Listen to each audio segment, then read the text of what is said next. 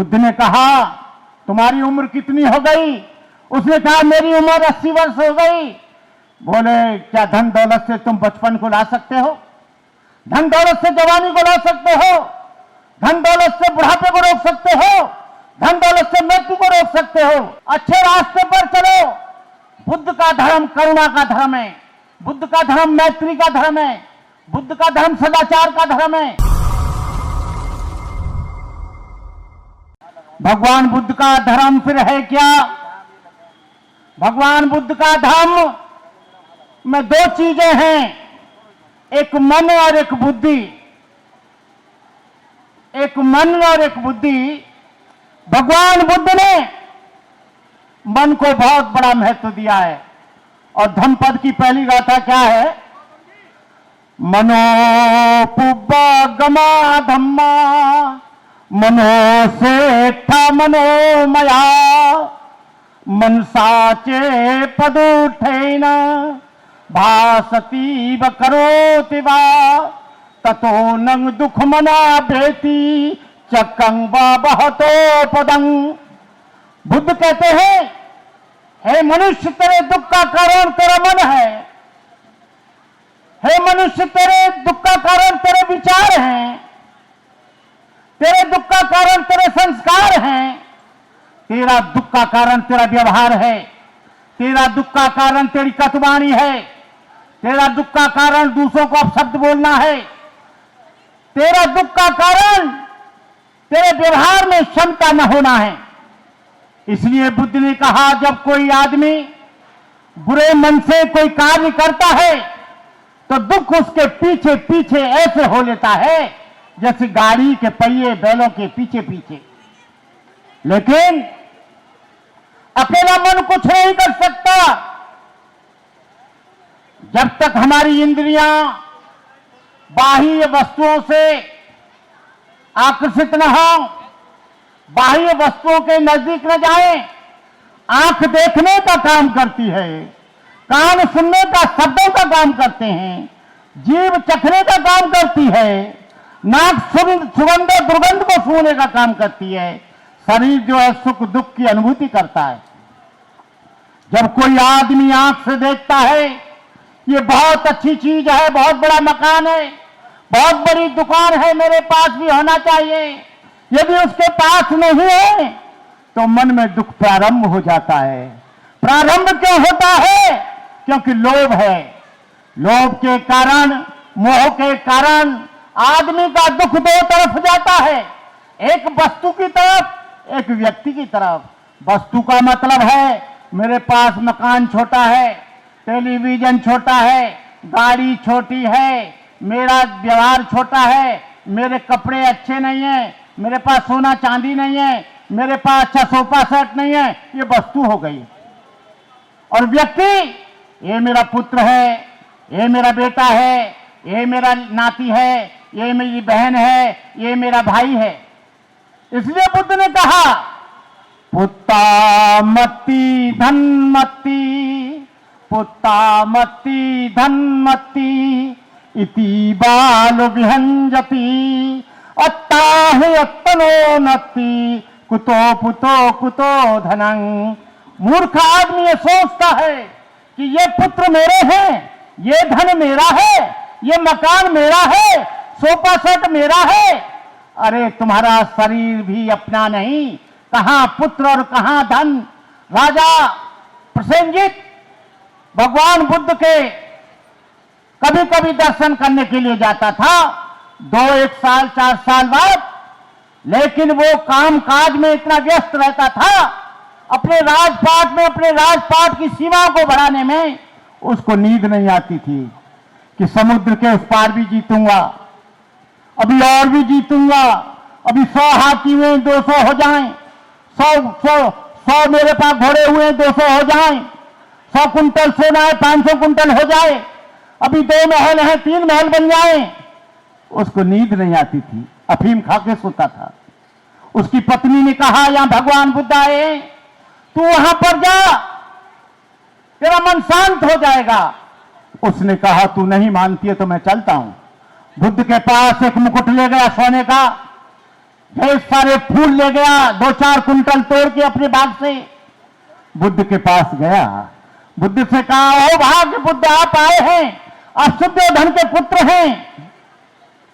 बुद्ध ने कहा, बुद्ध किसी के पुत्र नहीं होते हैं, बुद्धों का किसी से कोई रिश्ता नहीं होता है। बुद्ध तो एक स्थिति है, शुद्धोधन का बेटा सिद्धार्थ होगा, शुद्धोधन का बेटा मैं नहीं हूं। बोले, ओ भाग्य हमारे जो आप आए हो। बुद्ध को मुकुट देने लगा सोने चांदी का, हीरे मोती का। बुद्ध ने कहा, मेरे किसी काम का नहीं है, इसे फेंक दो। उसने सोचा कि ये बुद्ध सन्यासी है, सोना चांदी नहीं छूता होगा, हो सकता है इसलिए नहीं लिया होगा। बुद्ध उसकी मन की स्थिति का, उसके अहंकार का अध्ययन कर रहे हैं, उसकी बॉडी लैंग्वेज को देख रहे हैं। बुद्ध को फूल देने लगा। बुद्ध ने कहा, इन्हें भी तालाब में फेंक दो, मेरे कोई काम के नहीं है। राजा को बहुत गुस्सा आया। उसने कहा, बुद्ध तुझे क्या चाहिए? मेरे पास सोने चांदी के भंडार हैं, महल हैं, हाथी है, घोड़ा है, बड़े बड़े महल हैं, बड़े बड़े बाग हैं, बहुत तुझे क्या चाहिए? मैं सब कुछ दे सकता हूं। बुद्ध ने कहा, इसे भी फेंक दो, जो तुम्हारा अहंकार है इसे भी फेंक दो। तब बुद्ध ने कहा, सुनो, बार जो बथले खितो ओक मोकत उब्बते परफंदंति दंग चित्तंग मारधेहं पहातबे। हे प्रसन्नजित, ये मन बहुत दूर दूर चला जाता है और ये मन वैसे ही तड़पता है जैसे बाण बनाने वाला बाण को सीधा करता है, और जैसे मछली बार बार निकालने के बाद बार बार जल में जाने के लिए तड़पती है, वैसे ये हमारा मन भोग विलासों के लिए तड़पता है। भोग विलासों के लिए अपने मन को हमेशा तड़पा रहता है, और मन के कारण ही आदमी को दुख होता है। बुद्ध ने कहा, तुम्हारी उम्र कितनी हो गई? उसने कहा, मेरी उम्र 80 वर्ष हो गई। बोले, क्या धन दौलत से तुम बचपन को ला सकते हो? धन दौलत से जवानी को ला सकते हो? धन दौलत से बुढ़ापे को रोक सकते हो? धन दौलत से मृत्यु को रोक सकते हो? तब बुद्ध ने कहा कि देखो, तुम्हारे शरीर में जो बचपन का चला गया, और चाहे तुम महल बना लो, सोना चांदी इकट्ठा कर लो, चाहे कितना भी बड़े से बड़ा मकान बना लो, लेकिन ये 3 चीज सबको आती हैं, एक रोग, एक बुढ़ापा और एक मृत्यु। ये सबको आना है। इसलिए बुद्ध कहते हैं, अच्छा कर्म करो, अच्छे रास्ते पर चलो। बुद्ध का धर्म करुणा का धर्म है, बुद्ध का धर्म मैत्री का धर्म है, बुद्ध का धर्म सदाचार का धर्म है।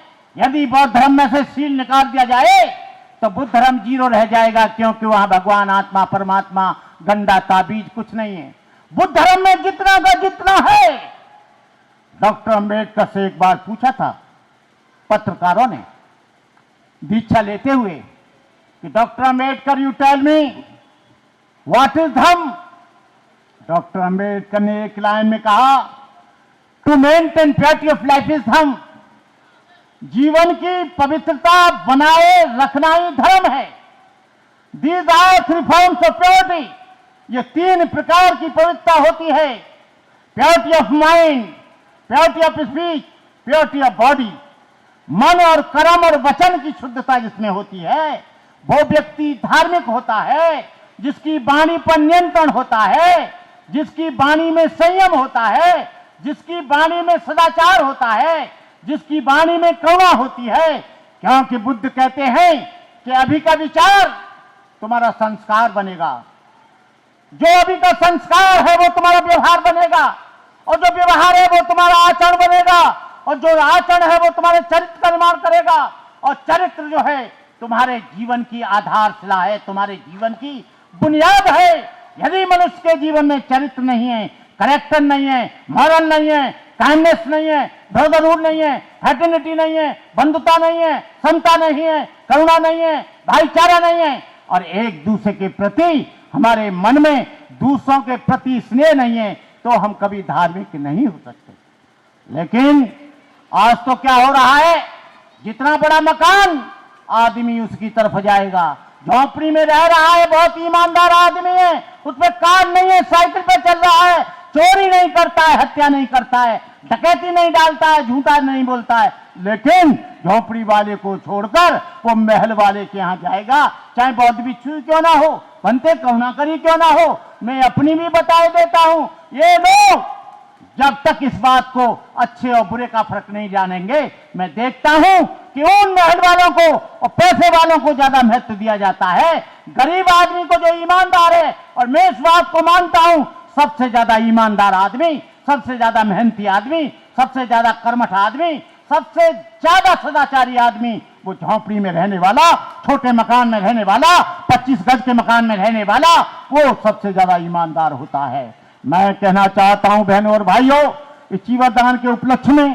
क्योंकि टाइम बहुत हो रहा है और लोग भी बोलेंगे, हम लोग ये जो कुछ भी अंड मंड बोल जाते हैं, हम लोग अपने पुराने संस्कार भूल जाते हैं, क्योंकि हम ऐसी व्यवस्था में से, गड़ी सली में से आए हैं जहां पर कोई संस्कार नहीं थे, कहीं विचार नहीं थे। किसी को हम उल्लू कह जाते हैं, किसी को हरामी कह जाते हैं, किसी को बदमाश कह जाते हैं, किसी को गुंडा कह जाते हैं, किसी को कुछ कह जाते हैं। वो तुम्हारी गलती नहीं है, हमारी गलती नहीं है, लेकिन आप लोग ध्यान पूर्वक उन बातों को सुनो।